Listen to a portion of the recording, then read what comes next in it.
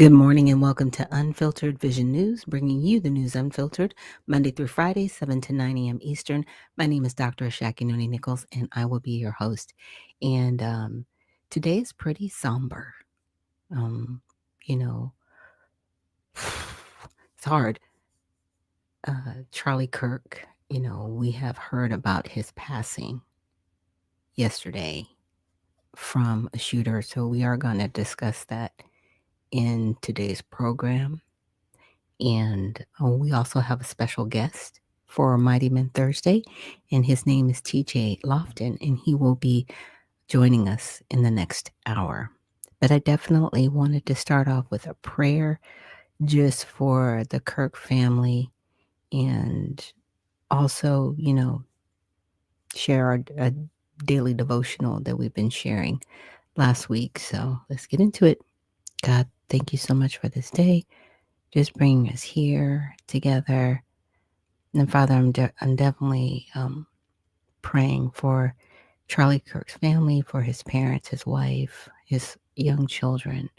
Father, in just our country where it's gotten to the point where, just having political discord has become violent. And this is something that should not be happening in our country, Father. And I'm just definitely praying for us as a people that we really can stop the hatred towards one another and really start respecting one another. And even in those times where we agree to disagree, we can walk away not wanting to be violent, God, but really wanting to see positive change. And I'm definitely just, again, praying for the hearts, praying for the hearts of our nation, because I know there's a lot of broken hearts out there right now, because there's a lot of people that truly love Charlie Kirk as a person and had respect for everything that he was doing, and to die so young, doing something that he loved, just loving other people and loving to debate with other people. God, I'm definitely, again, praying for his family, his friends, and his close loved ones, that you bring them comfort, God. I love you, and it's in Jesus' precious name I pray and give thanks. Amen. So I actually got to go to a Turning Point event last year before the election, and I was highly impressed. I was like, wow, to walk in someone's dream. A lot of times we don't think about that, but this was something that it was a charge given to him, and he saw it through, you know, like him or not like him. He did what he was called to do. And I think that's the charge for us today, to not shrink back from who we are, but continue on in what you're doing with your full heart and strength, right? Because, it might make a lot of people fearful now to speak their mind and not be honest, but self-censor, right? And again, we need to give ourselves room for political discourse where it doesn't lead to violence. And for right now, that's where I'm going to put a pin in that for right now. And I definitely want to get to the daily prayer that I've been having with us as an audience, and how to honor God with our body. So, God, please, with our mind, guard our thoughts. And for God, help me fix my thoughts on what is true and honorable and right and pure and lovely and admirable. So I will think about things that are excellent and worthy of praise. God, protect my ears. God, help me be quick to listen, slow to speak, and slow to become angry. God, protect my eyes. God, I make a covenant with my eyes not to look lustfully. God, protect my mouth. God, set a guard over my mouth. Lord, keep watch over the doors of my lips. God, protect my hands. God, God, help me to do good to everyone and especially to those who belong to our family in the faith. God, protect my reproductive organs. God, help me to honor you with my body. And God, please protect my feet. God, let my word be a lamp for my feet and a light on my path. And yeah, like I said, it's just a somber day. And King Copper Tremaine, thank you so much for reposting the stream and for everybody else that is joining us here this morning. So I am going to play some news coverage that I have found. I have been looking for more updates, and where it stands right now, they are still saying that the shooter is still at large, unfortunately. The initial person that they had in custody, they found that that was not the shooter. And so this is an ongoing investigation. And it's going to take them some time to, figure out what's happened and what's going on. But I wanted to play one of the first updates that I had found. On live now from Fox, I'm your host, Mike Page. Thanks again for joining us, continuing to bring you the breaking news coverage of Charlie Kirk murdered in Utah at his event. The Utah governor calling it a political assassination. We've heard already from President Trump. We'll play that out for you a little bit later, just in case if you're just joining us here on live now from Fox. But really, the big news since this shooting, though, is that the suspect's still on the loose. An active manhunt is going on right now in Utah. Before, they did have a person detained. They were questioning that person, but then we hear from FBI Director Kash Patel saying the subject in custody has been released after an interrogation by law enforcement. Our investigation continues, and we will continue to release information in interest of transparency. So I want to obviously continue to talk about this. Let's bring in our next guest to help break down what the investigation might look like right now in this hour. Scott Duffy, former FBI agent, thanks so much for joining us here on Live Now from Fox. And yeah, this is a story now where we think, okay, maybe we have someone detained, they're going to be the suspect, and now it looks like it's back to square one. Yeah, good evening, Micah. Thanks for having me on. It is back to square one, and I tell you, it's somewhat of a roller coaster ride that I haven't seen. I would say not only in my career, my post career, with as much attention that is being put on people in custody, detained, questioned, and then released, and it's kind of um, leaving the public to believe, okay, all the close, it's all clear and safe to return. So I'm skeptical about anything that's released with regards to a person who's been detained. I just I don't like that. Yeah, and I mean, it's still so fluid right now where, okay, so what happens or when a shooting happens with a large event like this taking place at this campus in Utah, they have an idea that this person was on a roof. I mean, what are they looking at as far as security and everything else when it comes to videotapes around? Yeah, you and I no different than the rest of the world who are combing through all their social media videos, everything that's being put out with regards to the audience, this individual that I think we have all seen, this figure on a rooftop. So, and you can imagine that there's probably many more photos and videos that are out there that are helping police, helping the FBI and other law enforcement agencies to narrow down the search. So, like anything else that we have discussed, unfortunately, with these tragedies, active shooters, mass shooters, attempt assassinations, as we have seen twice on President Trump's life, and then of course tonight, the unspeakable tragedy of what is being called an assassination and a political assassination with regards to the life of Charlie Kirk. So right now, there was a dragnet when this first took place, as it should be, and as the perimeter is growing because the individual is not in custody, and which each and every passing hour that perimeter continues to expand, if there is even a perimeter as we speak, depending on what they have or have set up, roadblocks, etc. So now they're doing a deep dive, and if we do not see something within a couple hours, that this will turn into a full-fledged fugitive hunt.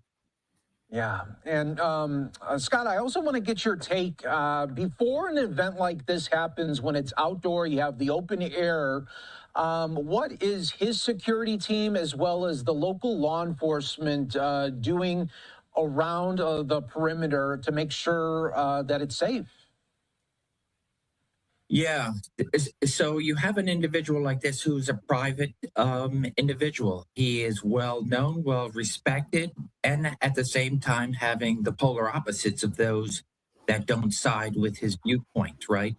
So a personal security team, and then of course you have campus security. I've already seen the reports of the police chief there on campus talking about how many were provided.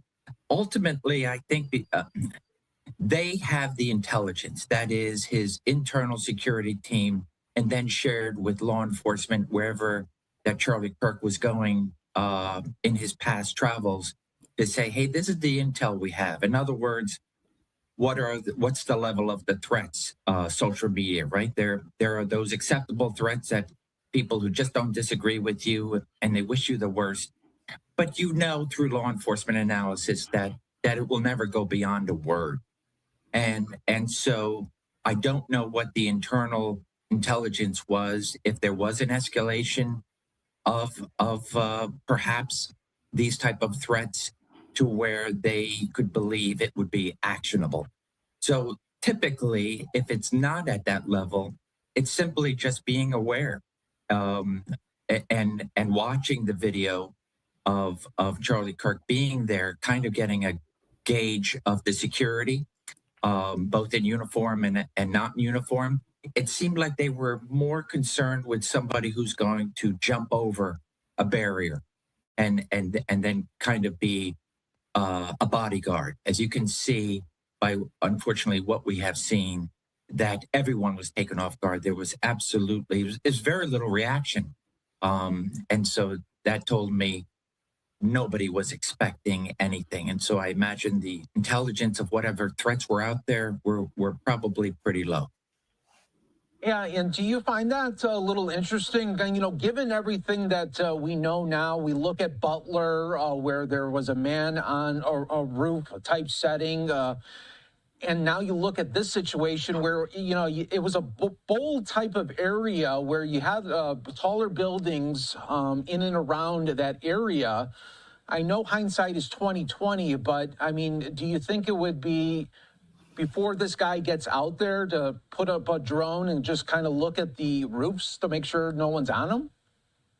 Yeah, it all comes down to the security protocols.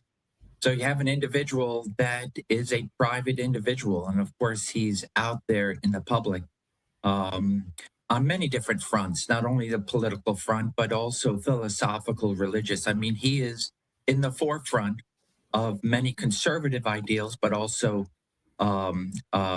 with regards to him specifically going to college campuses and trying to drive the discussion. So it ultimately comes down to him and his security detail. What did he want, and what did his security want to do? And if they were on the same page with let's keep it low key, and the intelligence is not really there to show there is an actionable threat, then yeah, this would be whatever has succeeded in the past will continue to succeed until our intelligence tells otherwise. This unfortunately wasn't a miss where they could have then gone back and say, hey, this totally has to change. So it's unspeakable, it's tragic, But at the same time, as I've heard others talk with regards to, yes, individuals must continue to always feel free to speak their mind, to have free discourse. But in this day and age, we also have to look hard at security protocols and really step it up.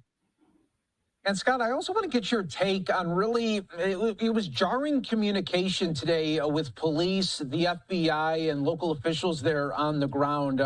We had a statement earlier from Kash Patel, the FBI director, saying that they had a subject that they were going to be questioning. And then at the news conference, just moments later, they say right off the top that they don't have a suspect in custody. And then during the questions from the media, they say, well, we do have a subject right now being questioned. And now we learned that that person has since been let go. So, what do you give here with this jarring communication right now?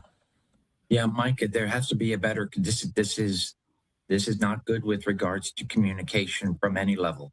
So you have law enforcement itself that's contradicting itself from a federal, state, or local agency. So I don't like that, and it ultimately erodes in the public trust to when something is going to happen, people are going to, I'm not so sure because you cried wolf one too many times. It's not good for the public safety because the public needs to know that law enforcement is doing their thing and that they're trying to secure the neighborhood wherever they may be in harm's way in that particular community if they fear this shooter is still somehow in the area.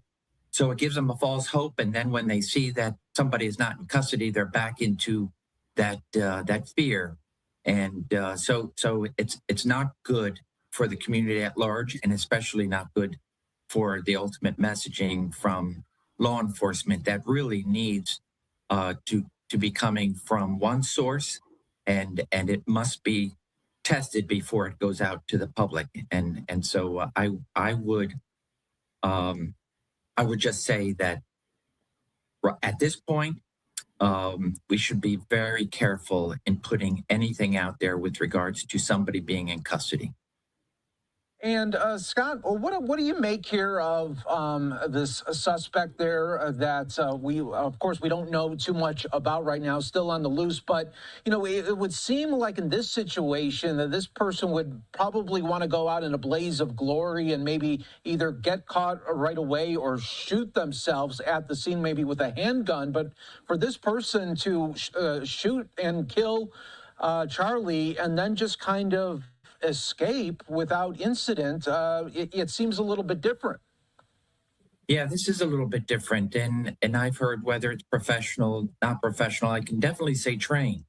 Going back to the assassination, the murder of the U.S. healthcare CEO.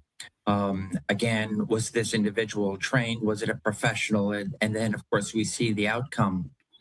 Someone who is very strongly intent on killing not only the CEO that he targeted, but generally going out there to look for others in targeting the U.S. healthcare. So here you have an individual that really, I would say, is well trained. I don't know the exact yardage if that's been put out there, but I've heard anywhere from 50 to 200 yards. Either way, that's a considerable amount of time for just a novice. For someone who is mentally ill that all of a sudden decides to get a gun, maybe not having practice with the gun, then to get it onto a roof and to be able to fire one round, not a bunch of rounds, and to hit their target. So I do believe in the proficiency of this individual. There's no doubt in my mind if but it's a targeted event as opposed to a random mass shooting where a person is going in to do the most harm in the shortest period of time.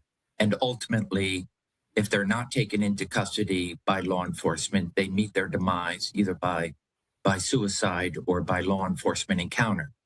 And they have no escape. It would seem to me this person stayed at a distance, had planned, had surveilled, knew exactly what was going on, knew the layout, and had an escape plan, and they were successful in that.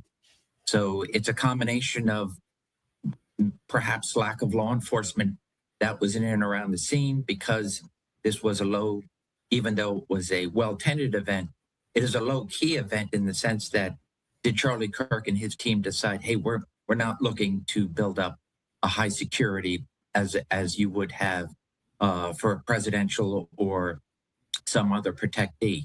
So it's there's no doubt in my mind this person is well trained, had thought a lot about it, planned, and is well trained with the weapon to be able to have pulled this off and to be able to escape.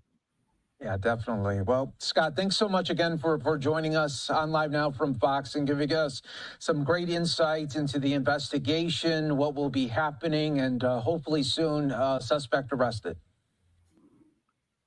Yeah. And that was really my take, because they had to know the vulnerabilities of the situation, whoever the shooter was. And to the FBI agents, the former FBI agent, to his point, this person was precise. It was one shot. It was not multiple shots. There are not multiple injuries. And usually in situations like that, where they're like, oh, it was this rogue shooter, it was somebody who was, just doing things, it would have taken more than one shot, right? It didn't. It's one shot. And I will say allegedly, and in my opinion, this was a hit. And somebody knew the vulnerabilities of his security detail. They knew where they needed to be positioned in order to get one shot off. This was a marksman. This was not some rogue, insane person. This was very strategic. It was very intentional, in my opinion. And I really do hope and pray that the FBI investigates it from that perspective, that this was not just an unintentional act. It was very intentional. And Patty Cake says, grand rising to you too. Thank you so much for joining us on YouTube. And she also expressed that they caught another guy with a rifle downtown, and that's what she's heard. So that's allegedly. And she says if they haven't found him yet, he's on a plane to Israel. More than likely, to your point, if they haven't caught this person, they may have very well so much gotten away. Into the FBI's agent point again, now you're dealing with a fugitive situation where now it's a mass scale manhunt, right, to find this individual. But like I said, allegedly, and in my opinion, this was definitely a strategic hit. And I'll get more into, my perspective. But I also wanted to share this video that I found, and I had come across it earlier, and I know there were some other newscasters calling for the firing of a commentator on MSNBC. Christina. That's right, Tracy. Yeah, we're hearing that this political contributor, Matthew Dode, got fired. And unfortunately, some on the left in the media, they've made some controversial comments following Charlie Kirk's political assassination. Take a listen. After one of the Doge employees was allegedly attacked in Washington, D.C., that's what Donald Trump used as justification to send in federal troops into Washington, D.C. to get things under control. You can imagine the administration using this as a justification for something. We don't know if this was a supporter shooting their gun off in celebration, or so we have no idea about this. But following up on what was just said, he's been one of the most divisive, especially divisive younger figures in this, who is constantly sort of pushing this sort of hate speech. Yeah, so that comment got him in some pretty big trouble. MSNBC quickly addressed how inappropriate it was, writing, quote, during our breaking news coverage of the shooting of Charlie Kirk, Matthew Dode made comments that were inappropriate, insensitive, and unacceptable. We apologize for his statements, as has he. There is no place for violence in America, political or otherwise. And tonight, President Donald Trump also called out anyone making comments demonizing those who disagree with them politically. It's a long past time for all Americans and the media to confront the fact that violence and murder are the tragic consequence of demonizing those with whom you disagree day after day, year after year, in the most hateful and despicable way possible. That's right. No room for that. And again, Fox Digital reporting that MSNBC has fired political analyst Matthew Dode over his inappropriate comments today, according to two sources familiar with the matter. Trace? Christina, back to you as the news warrants. Thank you. Hey, Sean. Yeah. And Patty Higgs says, wait, they fired him for no reason. They fired him based on his comments. So they felt they had a reason to fire him based on his insensitive comments. And again, where does that leave us? Because, yes, you do need to be sensitive as a commentator, and you need to realize the height of the moment. And I think he was trying to really state the mark that he felt, right? And these were his words and his opinion of the mark that Charlie Kirk had left, that he was a polarizing figure. But the way he went about addressing this, the situation in that moment, people were just like, wow, this is really insensitive. And again, where does that leave us with freedom of speech? When does your freedom of speech cross over that line of feeling to where you really have to self-censure, right? Where you can't just say anything. A lot of the debates that Charlie Kirk had with the young people he had them with, he had it, in my opinion, to have that civil discourse, right? To really allow people to have the space to speak their mind. However it fell out, however it happened, he wanted that discourse.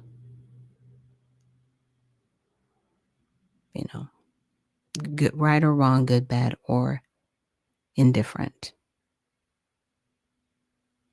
So now, where does that leave people to talk about anything, anywhere?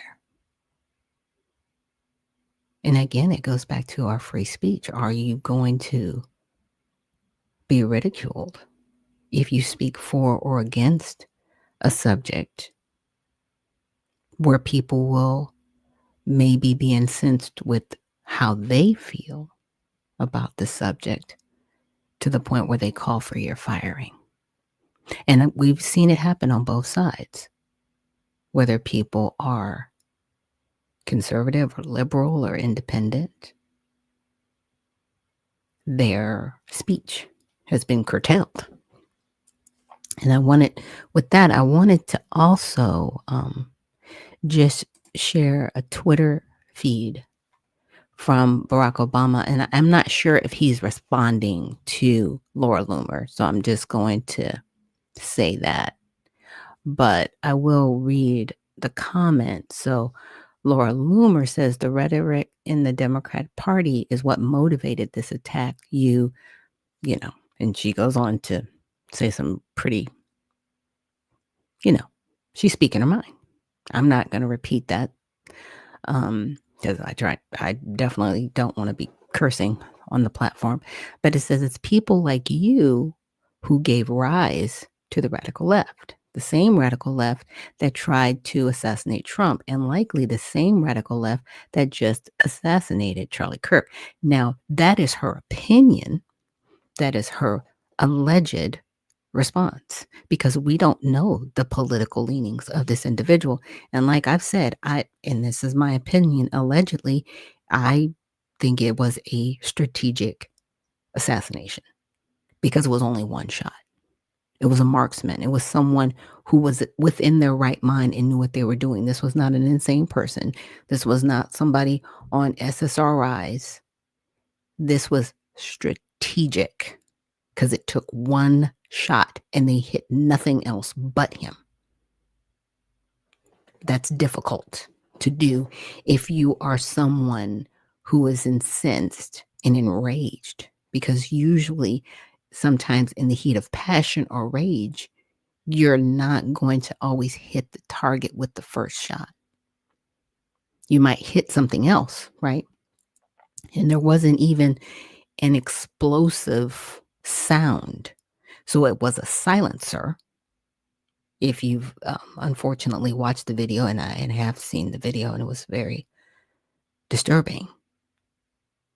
But there's no sound. Usually when you shoot a gun, there is a loud noise. It will affect your eardrums. That's why you have to wear, if you've ever been to a shooting range to practice shooting gun, which I have, you have to wear headphones because it will damage your eardrums and canals because it's so loud. There's no sound. So whoever did this had a silencer, long range pistol, right?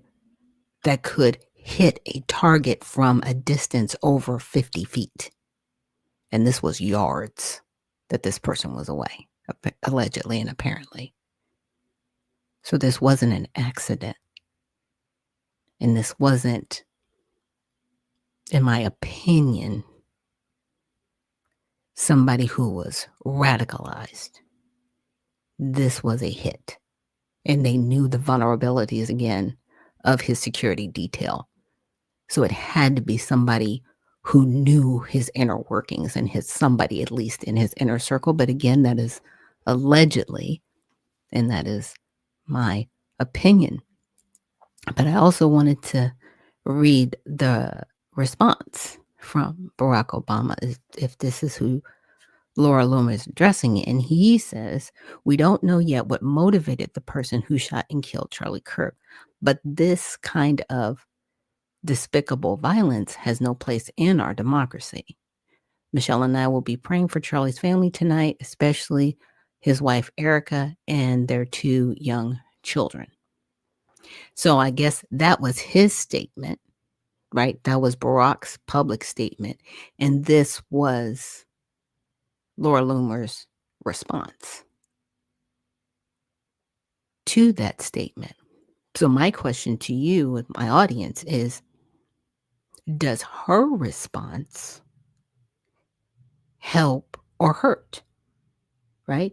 Because in my opinion, she's doing the same thing she's accusing the left of doing. She's saying, the rhetoric in the Democratic Party, well, aren't you by your very nature in this response creating rhetoric? I'm just saying, because you're not responding to, yes, this is a time we need to take this moment to really reflect on how we got here. Your moment is to attack this person, saying that you've been attacked. And that's what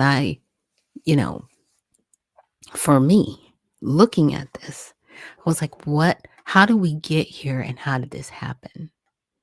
So I wanted to look at the coverage, of where we're at right now with what's happened to Charlie Kirk. So I'm just waiting for the article to come up. Thank you guys for being patient with me. Sometimes my computer is not as fast as I would like it to be. It's like, let's get to this article. So it says a turning point. USC founder Charlie Kirk was reportedly shot and killed at one of his Prove Me Wrong events at Utah Valley University in Orem, Utah on Wednesday afternoon. The details: bystanders reported he was shot in the neck during a Q&A with students. Video footage posted on X showed Kirk speaking under a tent before being apparently shot and falling off his stool. Spectators then fled from the event in panic. FBI Director Kash Patel posted on X that a suspect was in custody, however, was released after interrogation. In a press conference, Utah Governor Spencer Cox called the shooting a political assassination. So they immediately went to a political assassination, not that this was a targeted hit or attack. Now, in my opinion, again, I will say, okay, so now we're blaming this on politics. We're not looking at anything else. We're going straight to politics. And the reason why I'm saying that, a lot of times, especially, and these are just things that I've been following, when a certain narrative is put in the forefront, people will agree with it, disagree with it, follow it or not follow it. But I find it interesting that it started with, this was political.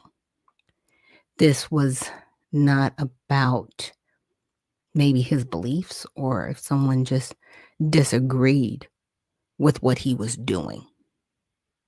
But it became political. So that's why, because he really wasn't a political figure. He wasn't running for office.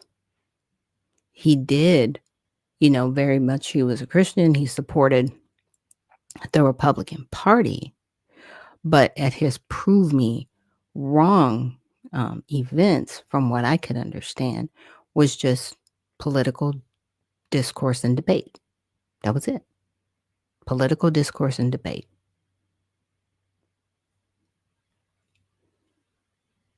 But was it even political discourse, or was it just debate? A lot of times, he just had, people had questions. He was like, prove me wrong. That was it.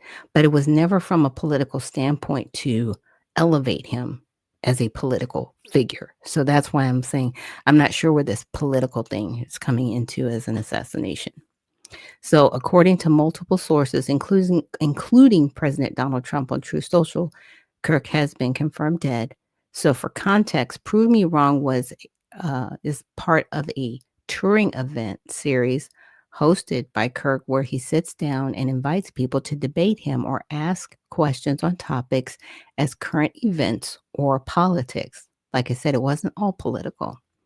So the Associated Press on the left noted that immediately before he was shot, an audience member asked Kirk, "Do you know how many transgender Americans have been mass shooters over the last 10 years?" And key quotes, President Donald Trump posted on X, "The great and legendary Charlie Kirk is dead. No one understood or had a heart of the youth in the United States of America better than Charlie. He is loved and admired by all, especially me, and now he is no longer with us." So this is how the media covered it. During live coverage within minutes of the shooting, MSNBC left host Katie Tur asked guest Matthew Dowd about the political environment that surrounded the shooting. He said, "We don't know any of the details of this. We don't know if this was a supporter shooting their gun off in celebration. We have no idea. I always go back to hateful thoughts led to hateful words, lead to hateful actions." And unfortunately, I think that's the environment we're in. Tur interrupted Dowd and changed the subject. Now, the New York Times, that leans left, reported that the shooting received bipartisan condemnation as both Republicans and Democrats took to social media to denounce the violence. Just the News, which leans right, called Kirk one of the most influential voices on the right in recent years. Fox News, on the right, host Will Cain paid tribute to Kirk, calling him a true friend and a major influential presence in the U.S. Cain went on to say that Kirk's influence knew no bounds and that he changed America for the better. This is a developing story and will be updated. And Sassy Lady, thank you so much for reposting the stream. And Sassy Lady says, good morning, Dr. Nichols. Good morning to you too, Sassy Lady. Thank you so much for joining us here this morning. And yet, it is a somber moment, but it made me personally question the why. Why him? And why now?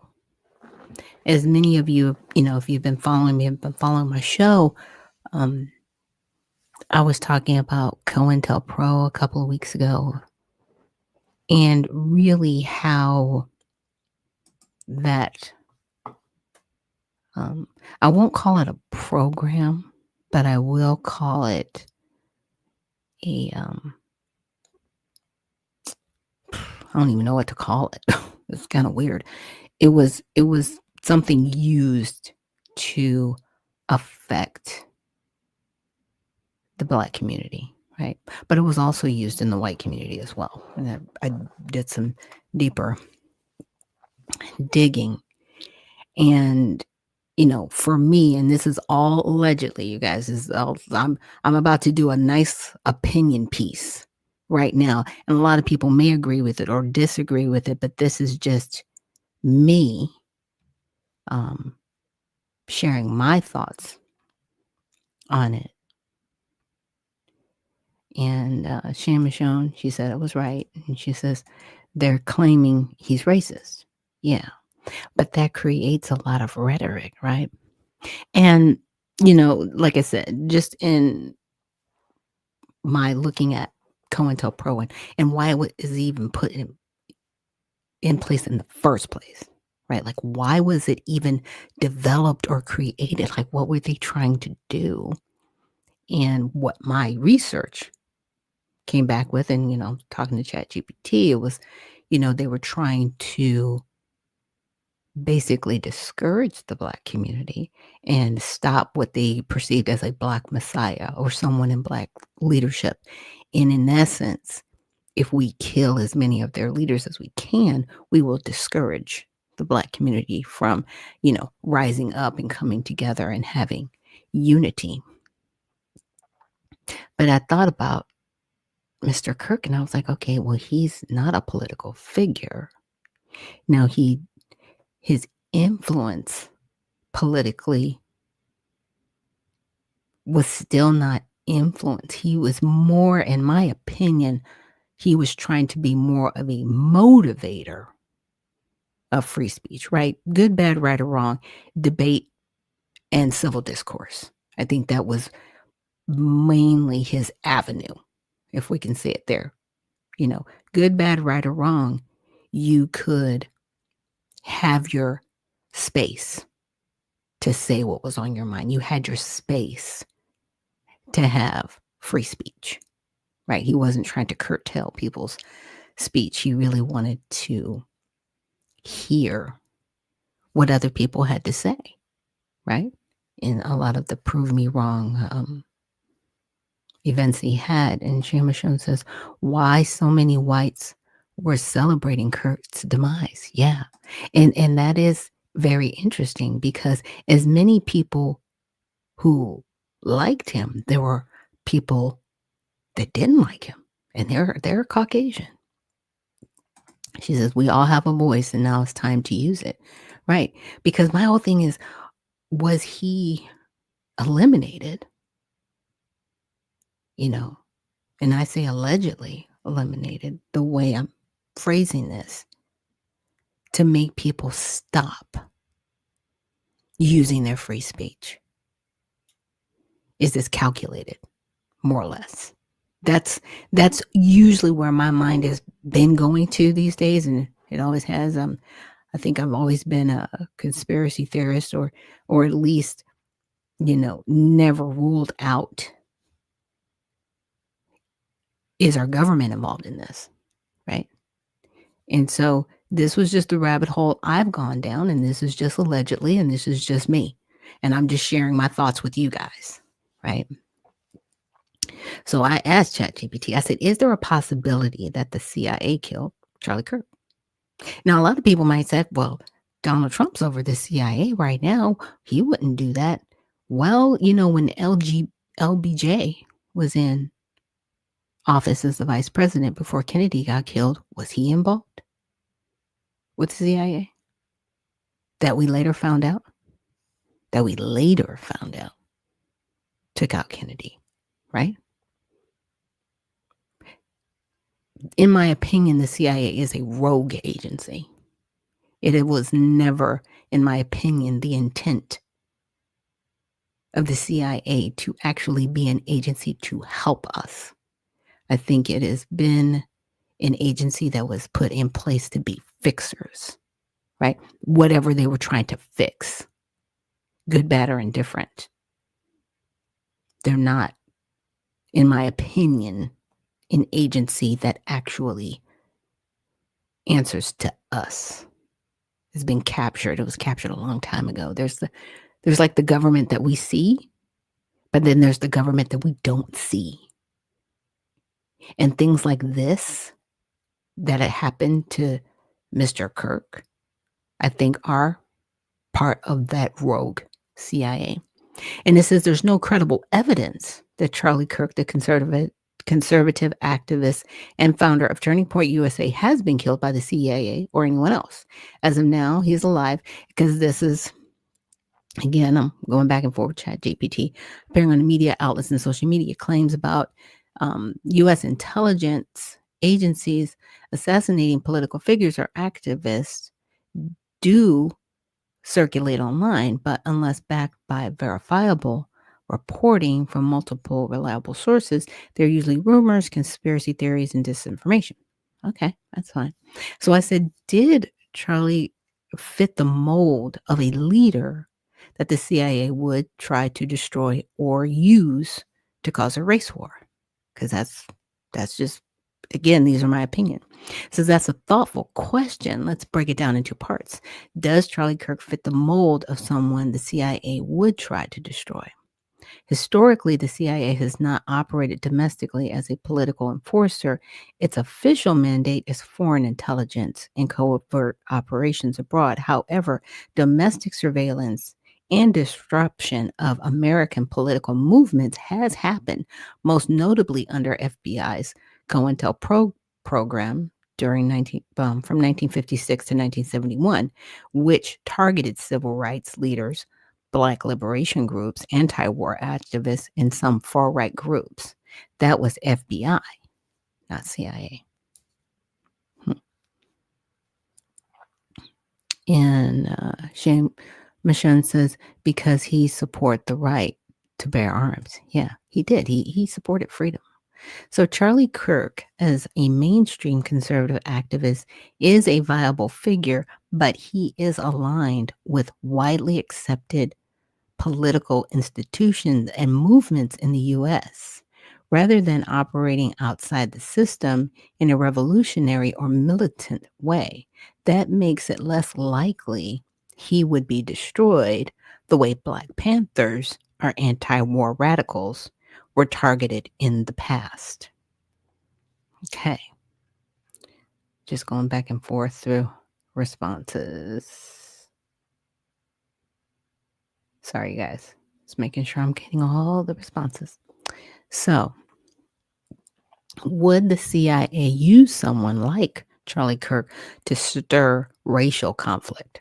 Intelligence agencies have historically exploited divisions, both abroad and in limited cases domestically. For example, in the Cold War, the U.S. amplified narratives to influence social movements overseas. Domestically, COINTELPRO tried to pit groups against each other black versus white, radicals, civil rights leaders versus one another. So Charlie Kirk often speaks about race-related issues in ways that critics say heighten divisions. That rhetoric can play into broader social conflict. Whether this is organic, politically strategic, or ever influenced by intelligence agencies is not publicly documented. But his message could be the type of rhetoric that agencies in the past have seen as useful for division rather than actively shape it or simply observe it. So, in conclusion, Charlie Kirk doesn't fit the historical profile of a target for CIA destruction, but his prominence and rhetoric on race and politics could align with the kind of social division that agencies might exploit if they were running a divide and control strategy. The clearer precedent for this kind of activity, though, is FBI COINTELPRO, not the CIA. So, as you can see, my questions, even though that wasn't the question I asked, right, led back to the FBI and COINTELPRO. So could there be a radical, allegedly, radical division of the FBI? And Michonne says, is this the back at ya message, Trump? Yeah, is it, right? Is that what we're looking at?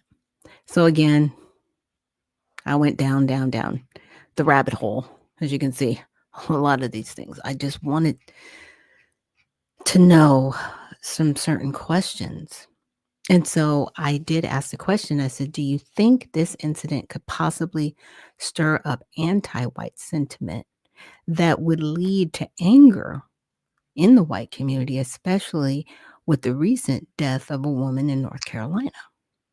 And ChatGPT said, yes, incidents like this can absolutely stir strong emotions on both sides. And it's worth looking at the dynamics. So, the incident context, the tragic death of the woman in North Carolina can trigger immediate public outrage. How media and social platforms frame the story, race, nationality, or other identity factors, plays a huge role in shaping perceptions. So there's a potential to stir anti-white sentiment if the victim's race is emphasized alongside claims that the perpetrators were white. Certain narratives could fuel anger in Black or minority communities. Now, we're just talking about the woman right now, not Charlie Kirk. But social media and commentary often amplifies these narratives, sometimes without verified facts, which can heighten racial tension. Past studies show that when a death is framed as racially motivated or part of systemic injustice, it can spark collective anger and activism in the affected community. So, potential backlash in the white community, that's one. And then the risk of polarization, right? Mitigating factors. So it does say, yes, this incident could stoke anti-white sentiment in some circles, which could in turn provoke defensive or angry reactions among white communities, especially when current climate of racial tension and politicized media. The extent depends heavily on how the story is framed and amplified. So I said, if the person ends up being white, that has made the attempt, and now I'm talking about Charlie Kirk, right? Could it set off a narrative that white people are violent and create more anti-white rhetoric? And ChatGPT said, yes, this is very possible depending on how the incident is framed and amplified. And here's a breakdown. So the role of narrative, high-profile violent acts can quickly become symbolic stories, not just isolated events. If the perpetrator is white, some media or social media narratives may frame the incident as part of a pattern of white violence, even if statistically it's not representative. This framing can fuel anti-white sentiment in certain communities, particularly if the story emphasizes race over context, right? So there are mechanisms that amplify anti-white rhetoric, social media, political commentary, echo chambers. Possible reactions: minority communities. Some may express anger or fear, particularly if they feel such incidents are frequent or unpunished. White communities. Defensive reactions may emerge, perceiving the narrative as unfairly blaming all white people. The media framing feedback loop. Polarized coverage can reinforce both anti-white rhetoric and defensive backlash, deepening societal divides. Mitigating factors. So, bottom line is yes, if the perpetrator is white, and this is in the instance of Charlie Kirk, the incident could be misrepresented as evidence of a broader pattern of white violence, potentially fueling anti-white rhetoric. How much this happens depends on media framing, social amplification, and political commentary. And like I said, I wanted to look at that because I said, what if this leads to that, right? It could possibly lead to something that we really haven't seen in this country before. And I know a lot of people talk about race wars and different things, but it's like, okay, if, and I'm saying if, this individual ends up being a Caucasian, irregardless of their political views, what is that going to do within the white community, right? The Caucasian community.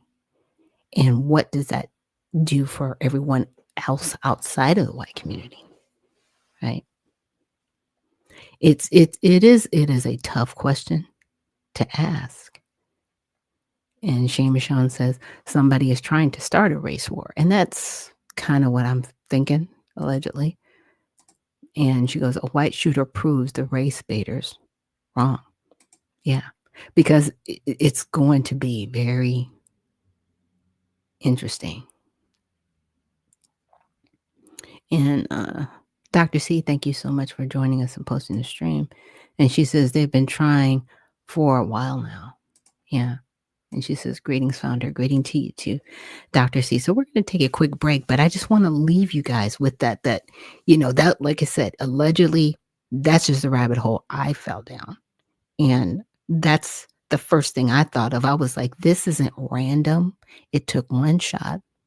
The person that was allegedly an initial shooter, he couldn't even breathe. So I was like, you don't even look like you could run anywhere to do anything to anybody. He didn't have a gun, so he couldn't be the shooter.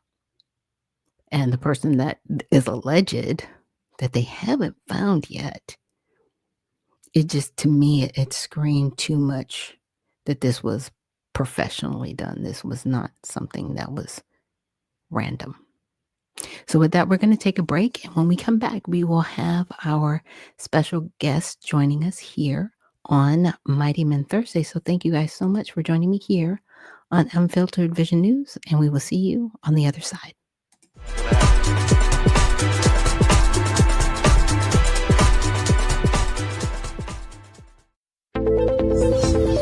The browsers of today are broken. They've been overtaken by a barrage of sneaky and annoying ads, trackers that follow your habits, and cookies that build profiles, and all sorts of other internet clutter that's taking precedence over the content that you want to see. In fact, these useless bites can take up to a whopping 50% of page load times, with a third of it anxiously trying to learn more about you. To make matters worse, some ad blockers are even letting ads through when large advertisers pay them. But do you really want a leaky ad blocker? It's because of these very reasons that we developed Brave, a new browser that kicks internet crud to the curb and makes it faster, safer, and better to surf the web than your current browser. With Brave, everything you need is built right in. We integrated technology that automatically blocks trackers, annoying ads, and shields everything that can cramp your style and destruct your privacy. With it, you can expect increased speeds nearly 2 times faster on laptops and up to 4 times faster on mobile. And unlike any other browser, Brave allows you to support your favorite publishers with automatic micropayments, so it's a win-win for you and your favorite sites. To top it all off, Brave is open source, because we truly believe it's our web and we need to fix it together. So ask yourself this question: do you want a web browser made for the internet of today? If so, try Brave. It's faster, safer, and ad-free.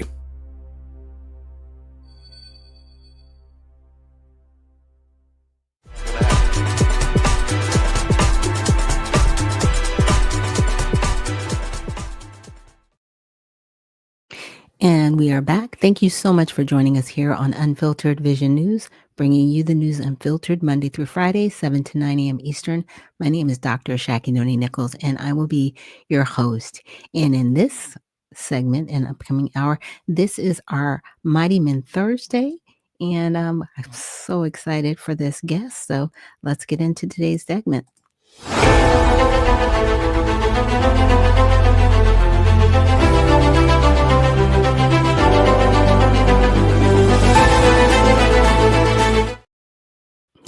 And today we have joining us, his name is TJ Loftin, and I actually met him a couple of weeks ago when I was at a speaking engagement. So let me bring TJ here to the stage to join us this morning. Good morning, TJ. How are you?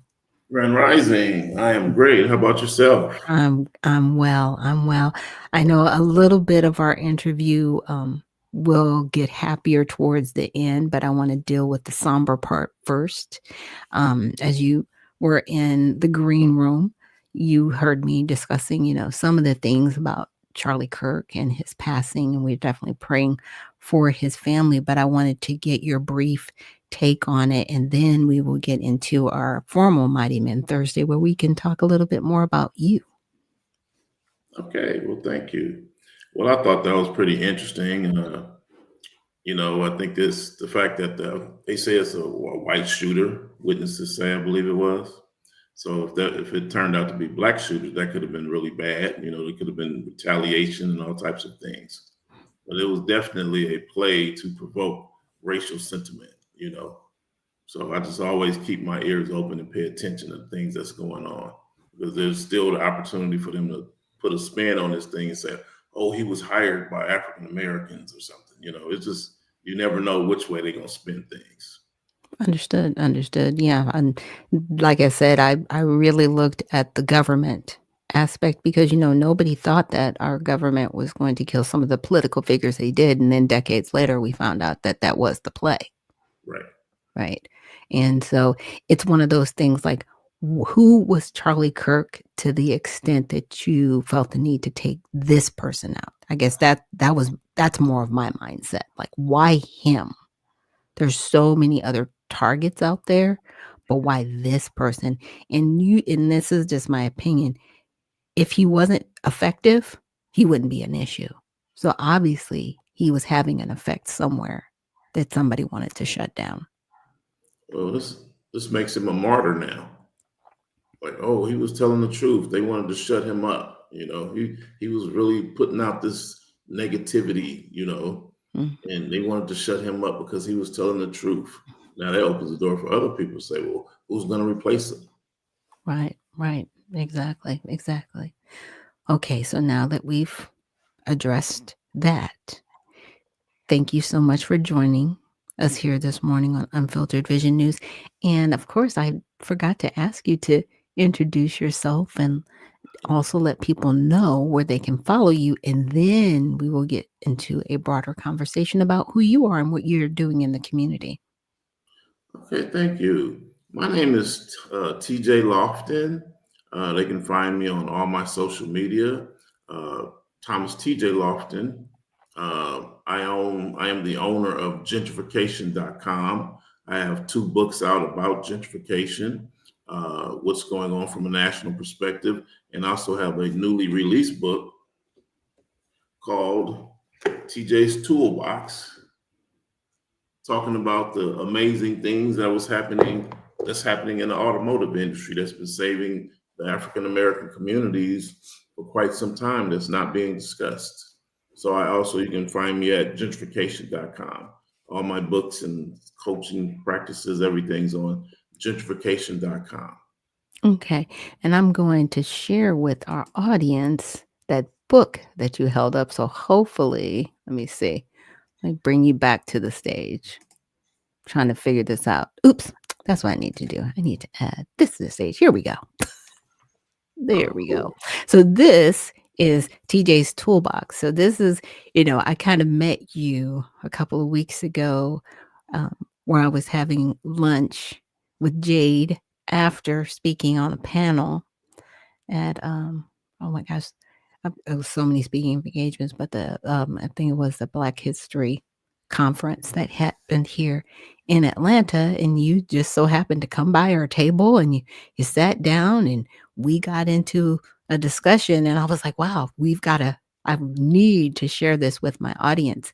And if you could just briefly tell us a little bit about the book and how these four legendary individuals kind of cross paths to create what we have now and today. Well, I was working on a documentary and a kid's book, just a bunch of projects I'm working on.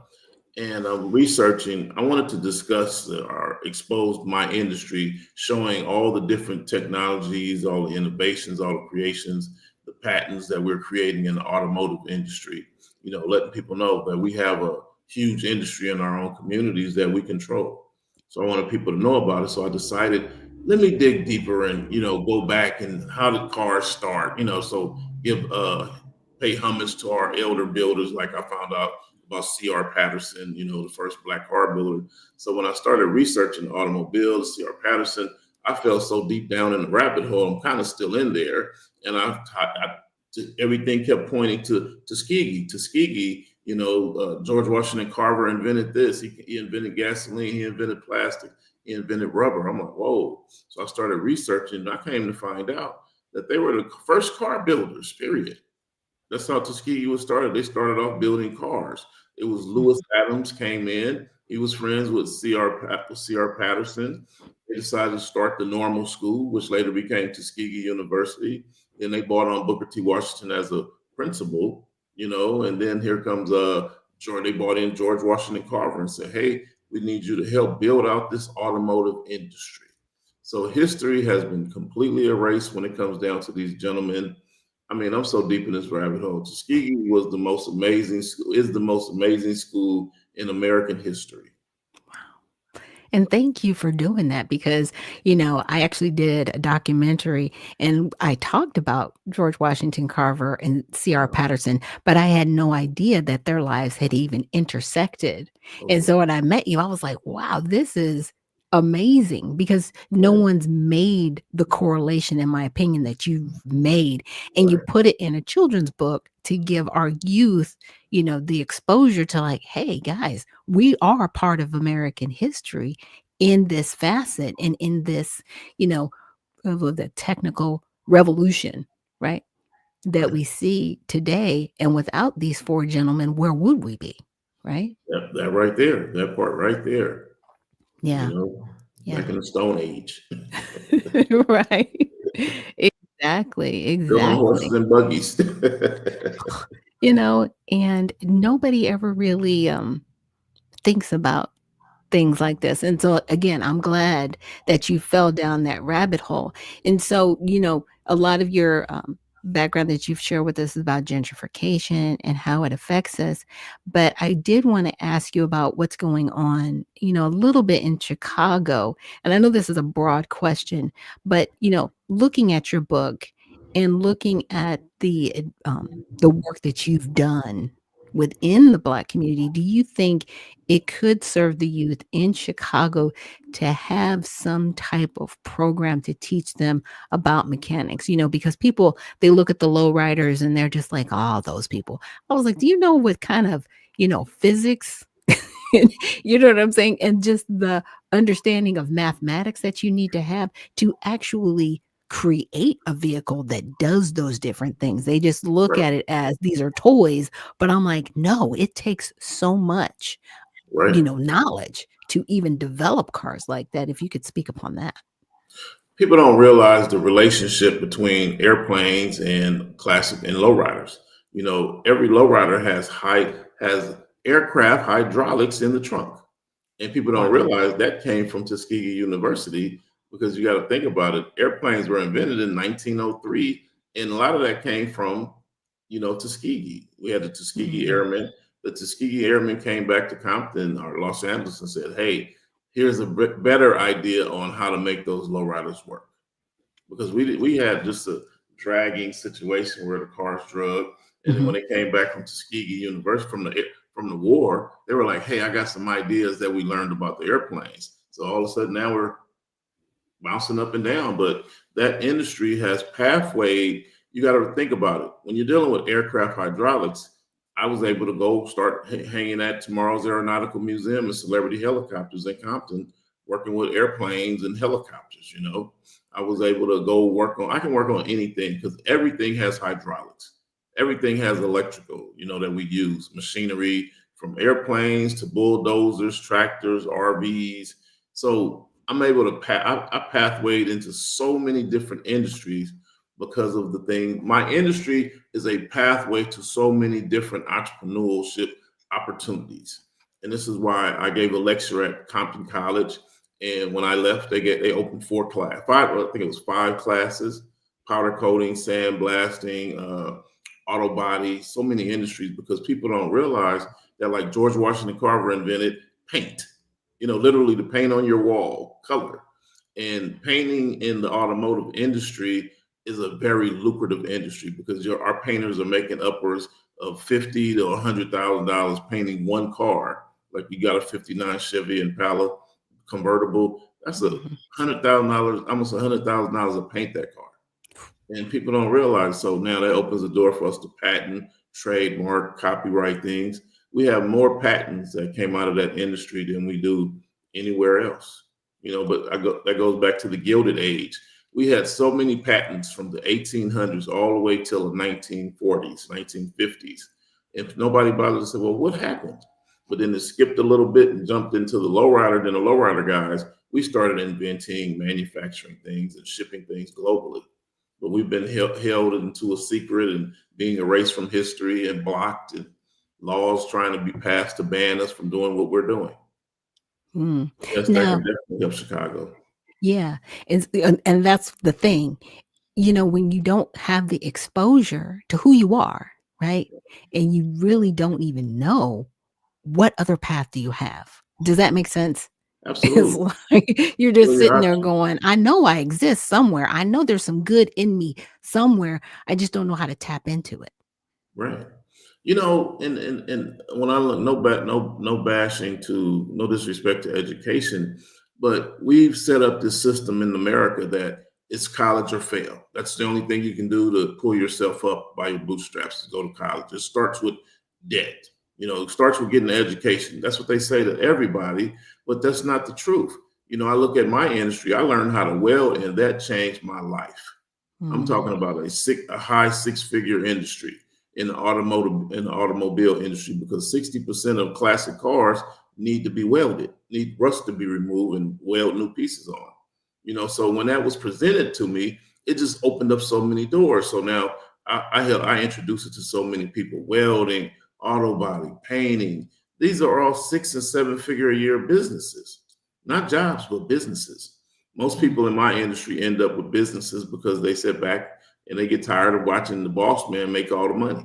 So they start their own businesses. So that is the biggest industry where individuals decide to start businesses. Yeah. And that's the part, and I think a lot of people don't see trades as Mm, entrepreneurship, right? not at They all. sometimes see trades as, okay, I'm going to learn how to be a carpenter, but that means I have to help somebody else build a house. It's like, no, you don't. You can start your own business You and be know, and independent. I look at Booker. So as I was working on this documentary and this book, I started researching Booker T. Like, I'm currently in Alabama. I've been up at Tuskegee researching and digging and traveling around the country digging. And I found out that Booker T, Lewis Adams, they had a working model that was the first Black Wall Street. Greenwood started in Alabama. Wow. in Tuskegee. Literally, the streets around Alabama, around Tuskegee is called Greenwood. That's the Greenwood area, and that went to, but we give credit to Oklahoma. But I looked at Booker T and Lewis Adams traveling the world. Lewis Adams was Booker T's translator. He spoke over eight languages. They traveled the world and gave a working model. Say, hey, we're building cars, we're doing agriculture, we're doing this. So here you guys go. Use this model to start businesses, and let's put our bucket where we are and keep the money in our community and just use things that our community is already working with. And that's how we'll create wealth. So I step back and think that's what I'm doing now. That's what we're supposed to do, is take what is working and let's take that around the community and give that to them. So like right now, we looked up the fires in California, burnt down all those houses. They burnt down the wealthiest homes in America in Palisades, California. So now I got buddies. I told them, I said, y'all should buy some dump trucks. They're gonna be towing debris out of there for the next 3 or 4 years. That's gonna be $1 million situation. So a buddy of mine, he bought a dump truck, and now he's over there. Literally, you got people saying, my house sits on an acre. Only 30,000 square feet of that acre, I can see the ocean, but these big mountains here in the way. Said, okay, I need to bring a bulldozer and a skid to knock down that mountain so I can expand my usable land and get the full 1 acre view of the ocean. So taking me from 30-degree view of the ocean to a 270-degree view of the ocean now. They're paying up to $200,000-$300,000 just to move dirt out the way. I'm like, no, you don't have to have a degree to have that. All you have to do is have a bulldozer. So if we distributed that information through the community, helped us to get financing, some investors to buy some dump trucks, some skids. Do you know how many African Americans will be like, I'm putting my gun down, I'm going over there. I want to go over there and start a business. And before I know it, they get 15 dump trucks and 15 skids. And next thing you know, all I do is move dirt and build houses. Right. We got people rebuilding houses that are $80 million. Wow. All you need is one contract. One contract. The median home in Palisades is going to be like $100 million. That's what they're doing because they want the tech guys to take over. And they're not building $5 million houses up there. They're building, like, everything's going to probably start at about 80 million and up. Wow. Yeah. And that's in the Palisades, but then there's other parts of California, and I'm not sure if they're going to follow the 2028 model that they want to, but they said they wanted to bring in low-income housing in some of those areas that were burned down. But to your point, they're still going to need people to grade and remove debris. So let's look at low income. I call that my favorite trick word.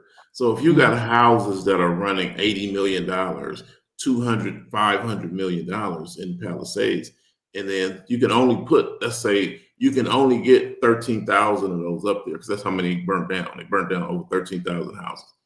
So if you got 13,000 houses and all of them sitting on 1 acre, 2 acres, and they're like 50,000 square feet, 100,000 square feet. Now you come in there and build some townhomes on top of that mountain, some condos. They're starting off at 50 million and 70 million. That's affordable. Exactly. That's affordable housing. To 80 million, right? To 80 to 100 million. Absolutely. Yeah, but you can put maybe 30,000 of those up there now. Maybe you can put 120,000 of those. So now you can get more wealthy people on top of that mountain versus only having 13,000. Right. So the perception of low income housing isn't necessarily low income. Not at all. Or affordable housing isn't necessarily affordable when you're actually looking at the numbers. Yeah, we always get excited. Oh, they're going to bring in low income. They're going to bring in affordable, and then it's over. We're happy. We walk away and leave knowing they're bringing that in, but no one asks, okay, what exactly does affordable look like? And how many? And that's where they don't want to answer. They'll run away from you at that point. Okay, now that brings me to asking you about gentrification, because I know you've written a book on it. And I really wanted to ask you the question, like, do you see it helping or hurting in any community? It's hurting our communities because you got people who are coming in, like we got people who spent they've retired, they've paid their dues to society, they've worked 30 years, 40 years, and then they retired. So they kind of just want to sit back, relax, take care of the grandkids, travel. And now they're on a fixed income. And now here comes this community saying, hey, it doesn't rain over there where they are. The sun's hotter, it's brighter throughout the year. You don't have bad weather like they have in the South. I want that neighborhood. So let's push those people out. So I'm going to pay my politician to raise the taxes over there, because these people only made $60,000 where they worked at. So if we can raise the tax base and then we can push the cost of living up in that area, that'll get rid of them. That'll push them out. That's gentrification. Mm-hmm. That's gentrification. So that hurts people. You know, hey, they come in and say, hey, like for example, in Los Angeles, in Compton, the Rams moved in and Right. they wanted to build that SoFi Stadium. They're like, we need to get rid of all these schools because the schools have large parcels of land. You'll have an average high school sitting on 20 acres or something. They're like, man, we can get rid of that school and turn around and move them over here and put them on a half an acre and make the building go straight up, 10, 4 or 5 stories versus, 13 acres wide or something, They like, they don't need all that space for that school. Like, why? People are saying we don't need space. We don't need a gym. We don't need to go out there and run track, the things that we did as kids going to school. We had PE. Now they're removing stuff like that. Like, they don't need that anymore. They don't need to be running around tracks. Just put them in one big giant building that resembles a prison. Yeah. That part. Yeah. That part, and to your point, they don't think downstream in those terms, right? In that vernacular. But when you're from the inner city and you've been exposed to being outside, right, of the inner city, you kind of get to see how everybody else lives. It's like, why are you trying to get us in that mentality where you don't need to be outside? You don't need to run around. You don't need to breathe fresh air. Right. Just go from building to building and live your life.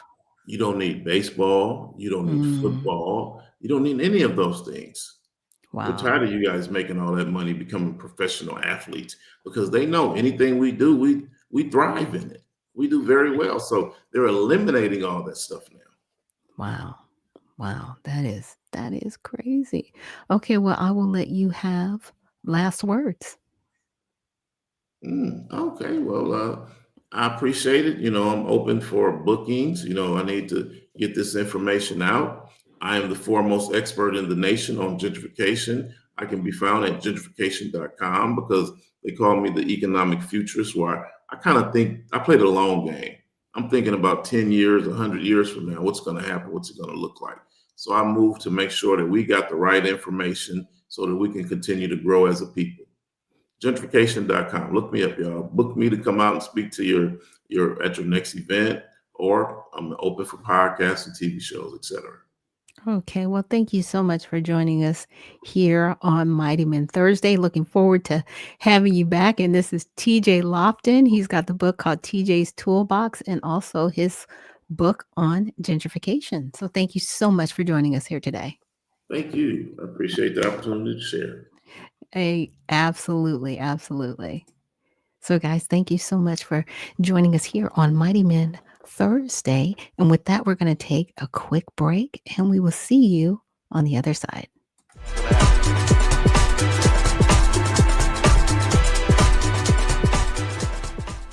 At All Sides, we believe at All Sides, we give bias ratings for hundreds of media outlets. By freeing people from filter bubbles and providing different perspectives, we can all be better equipped to understand the world and each other. So how do we do it?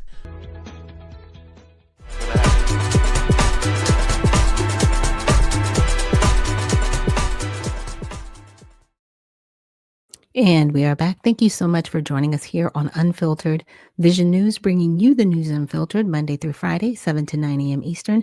And my name is Dr. Ashaki Noni Nichols, and I'll be your host.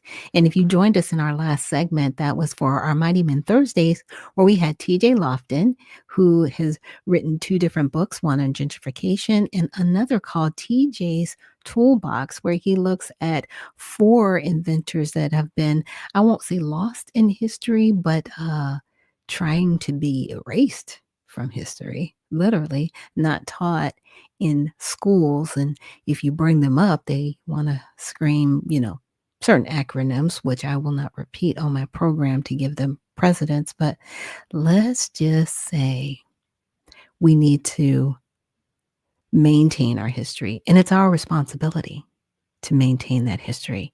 And if it's not being taught in schools, then we need to take the time to teach it in our homes to our children and take that upon ourselves, because the more that we teach, right, that's going to be the way our children continue to learn and teach others, right?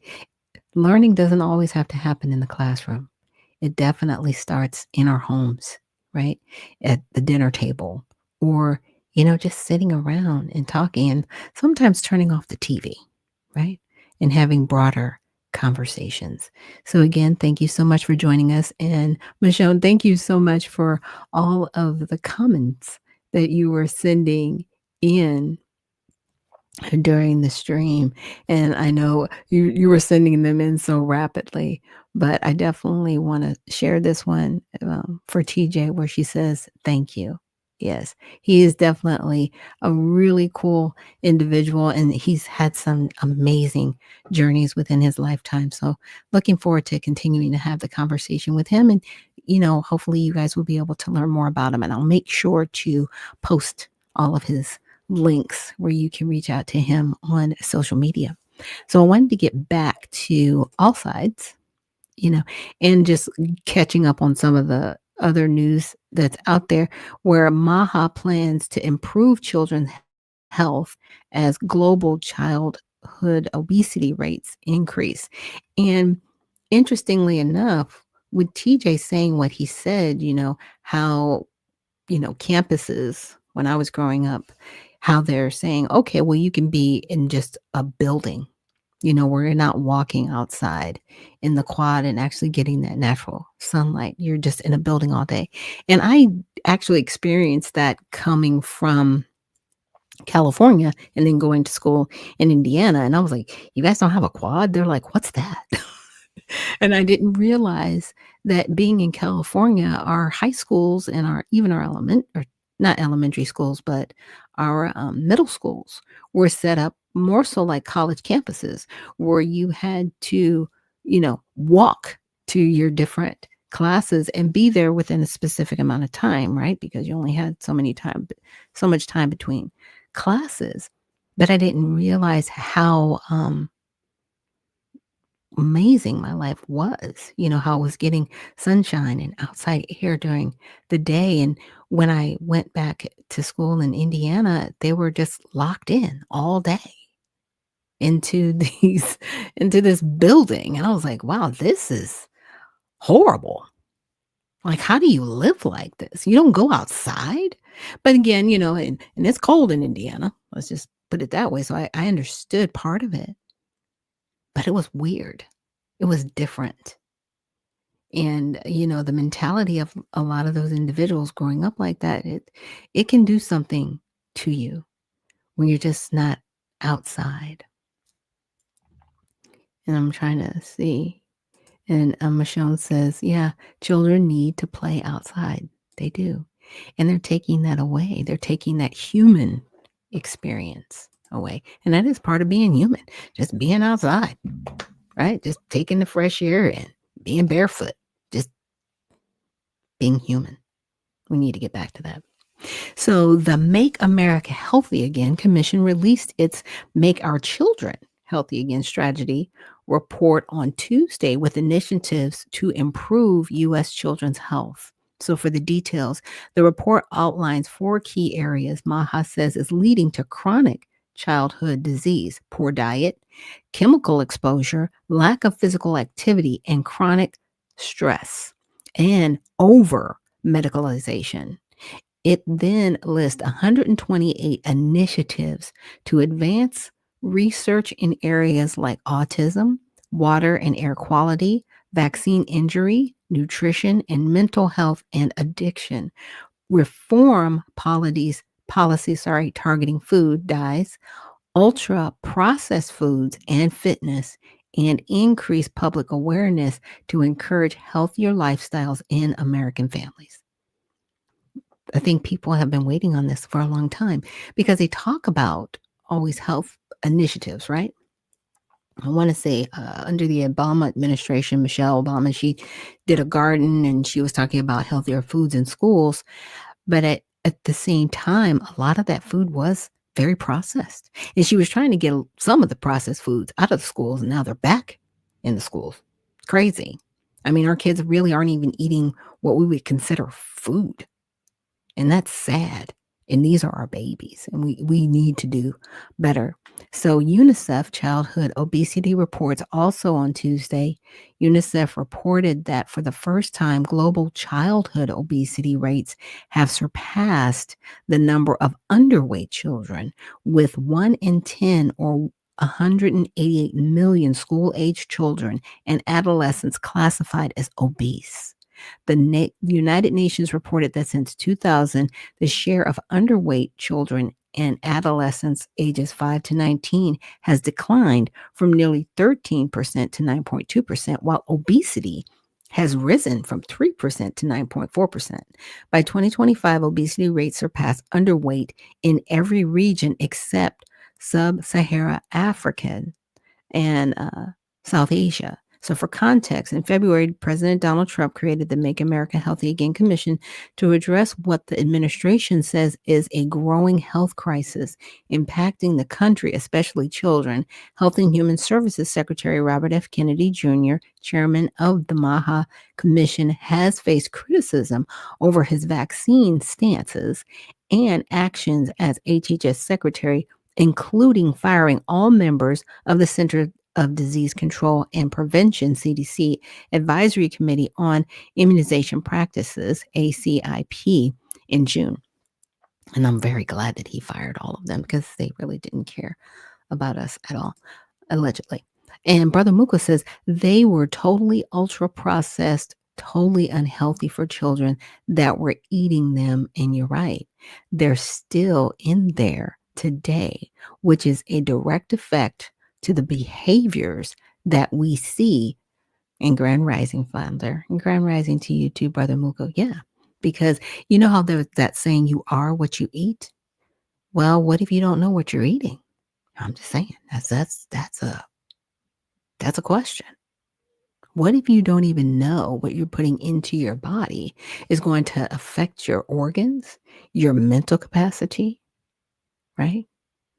A lot of these children have been, how should I say it? It's almost like chemical warfare in a sense. And it's warfare against our babies, our own children. But what are we doing? We can do better. And I'm glad that the administration is doing their part to do better because, you know, RFK, he really does care about what happened. And I want to say in his recent hearing with the Senate following up, they talked about, he mentioned how there were studies that the CDC suppressed in regards to the Black community and how the MMR shot affected more Black males. And they suppressed that information. You know, my husband and I, we were talking about vaccines, and I told us that I'm not anti-vaccine. What I want people to have is informed consent. So if you see that a particular vaccine might damage you or might even kill you, you should have the right to that informed consent to say, I don't want that in my body, or I don't want that in my child's body. And that should be your choice to make a true informed decision. And I'm not talking about the fact sheet that they give you at the doctor's office. I'm talking about the insert that is attached to the vial. See, a lot of people don't know that there is an actual insert attached to that vial. And the thing is, the nurses will be like, oh, no, you don't need that. Actually, you should read it. You should read that attached insert. And Brother Muga says, you know who they are. You won't know who you are, right?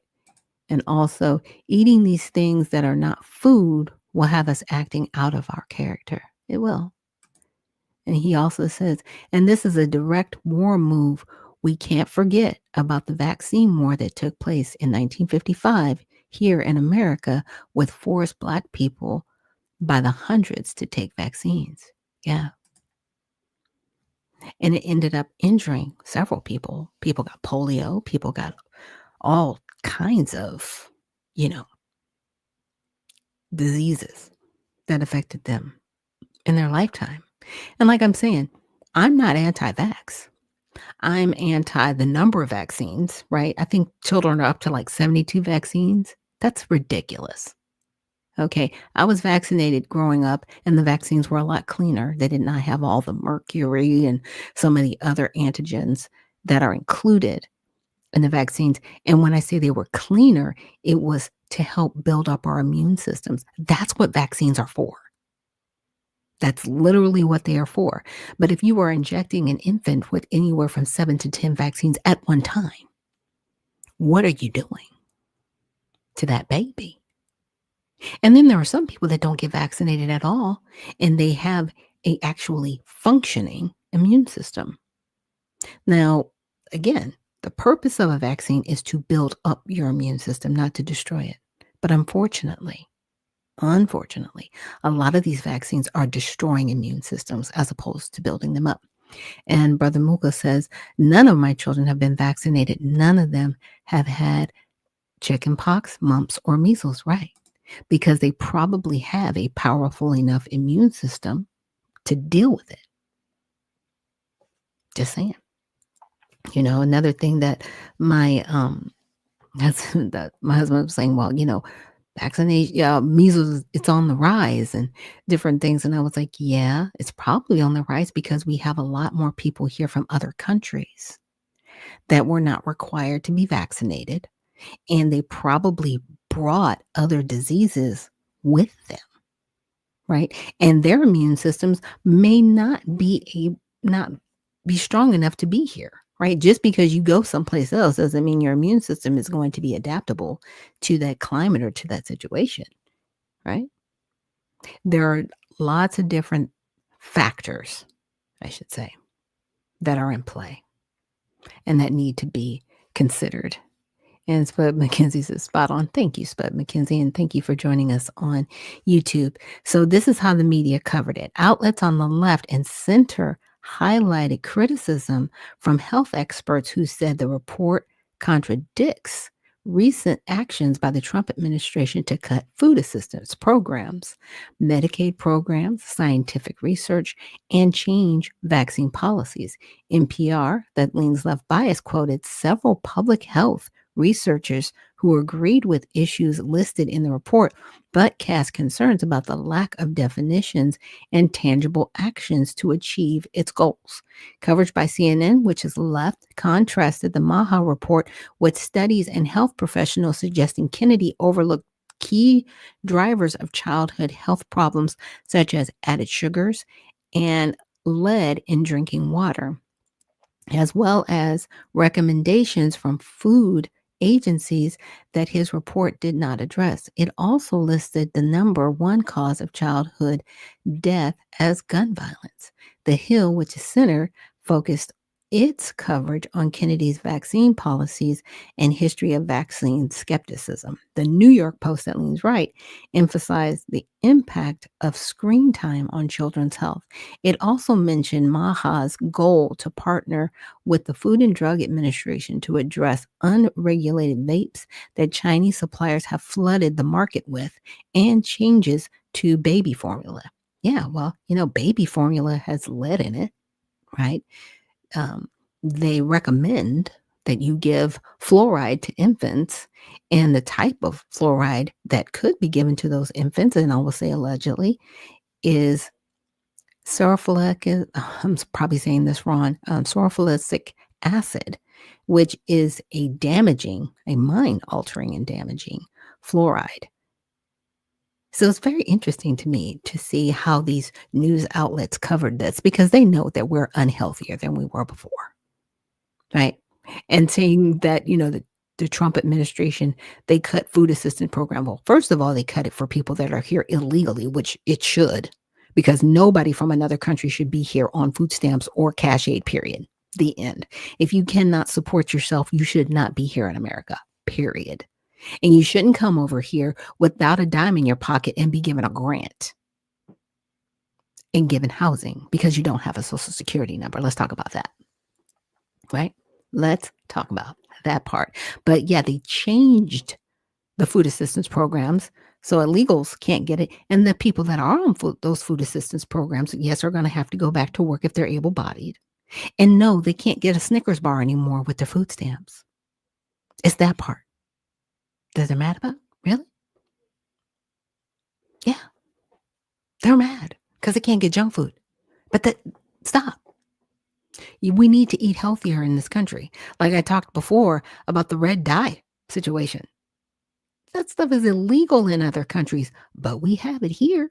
And the FDA passed it. I mean, there has been an overhaul, and, RFK, he's doing the best he can to overhaul a lot of these agencies because not only, in my opinion, were they rogue, they didn't care, and they were putting things in the food supply that are not healthy. And it's their job to make sure that we have a healthy food supply. So what are we doing? What are we talking about?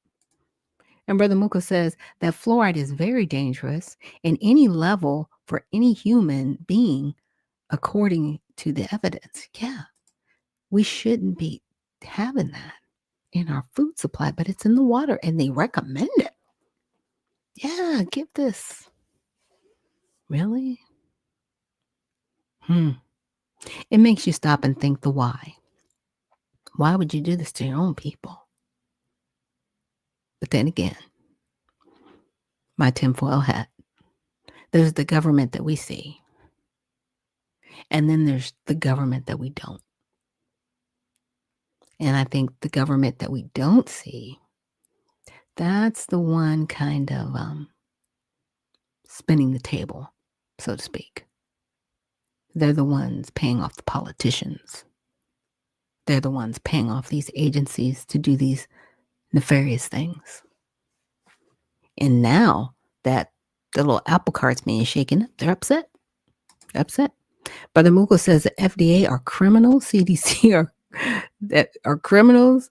They all must be arrested ASAP. Yeah, you know where I'm at on that. Yes. All the jail time, right? All the jail time. It's like all of y'all need to be in prison. And Michonne says, my pediatrician told me fluoride is good for children. It's not. They lied to you. Sulfuric acid, which is the fluoride that they recommend, is a poison. And it's actually, how should I say, it's a processed chemical that's like the leftovers, if that makes any sense. It's what's left over. And in order to sell it off, oh, good morning, South. Good morning to you. They recommended it to us, but who did they really push it on more than anybody else? Us. Those in the Black community. You need your fluoride. It's good for you. Right. Brother Mughal said, no, they should be arrested for telling you fluoride is safe. Absolutely. Absolutely. And again, this is why Kennedy has been working so hard to remove these people. So when you see them out there, fighting against RFK, they're fighting against him because they want to continue with their crimes. Yeah, they all should be brought up on charges of crimes against humanity because they know they're wrong. They know they're wrong. But we'll get there. One step at a time. But thank you guys so much for joining me here on Unfiltered Vision News. Tomorrow is going to be our Prayer with Friday. I do not have a guest yet. I don't have a guest. So if any of you guys want to join me in prayer tomorrow, just let me know. And I will send you a mic. You don't have to necessarily show your face on the screen. We can just hear your voice and it can be more almost like a radio show, right? We can just hear you say your prayer just for our country and community and, just giving thanks and praying cover going into the weekend. But again, thank you so much for joining us here on Unfiltered Vision News for Mighty Men Thursday. And remember, stay well, stay focused, and stay unfiltered. We'll see you on the next one. Bye.